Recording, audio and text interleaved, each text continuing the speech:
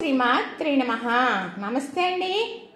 ఈరోజు గురువారం, లక్షవారం, లక్ష్మీదేవికి పూజ, బాబావారికి పూజ కూడా పూర్తయింది. చక్కగా దీపారాధన చేసుకున్నానండి. గంట పైన అవుతుంది ఈ వీడియో తీయటం. ఇప్పుడు తీరుతూ ఉన్నాను. ఈరోజు చక్కగా మారేడుకాయ పెట్టానండి దేవుడి దగ్గర.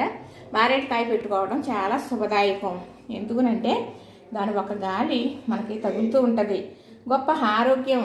అందుకే మరి పెద్దలు దేవుడి దగ్గర చేస్తే మంచిదని చెబితే చేస్తామని అలా చెప్పారు. మారేడుకాయ పాలవెల్లి కడతారండి మా వారు. ప్రతి సంవత్సరం కూడా కడతాం. 4-5 కాయలు తెచ్చేవారు. ఇప్పుడు రేట్లు ఎక్కువ అంట, దొరకట్లేదంట. 2 కాయలు తెచ్చారు, ఒకటి షాపు దగ్గరికి, ఒకటి ఇక్కడికి.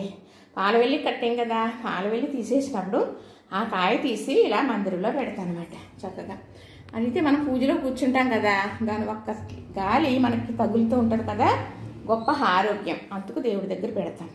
ఎవరైనా పెట్టుకోవచ్చు. కావాలి అనుకుంటే మారేడు చెట్లు ఉంటాయి కదా, అలా మనకి లక్షపత్రి పూజ చేశారంటే అంతా మారేడు పత్రితోటే చేస్తారు. పెద్ద పెద్ద వృక్షాలు ఉంటాయి కాబట్టి లభిస్తాయి, మనకి దొరకవని ఉండదు. ఎవరికన్నా తెలిసిన వారు చెబితే తెచ్చి ఇస్తారు. దేవుడి దగ్గర పెట్టడం చాలా శుభదాయకం, మనకి ఆరోగ్యదాయకం.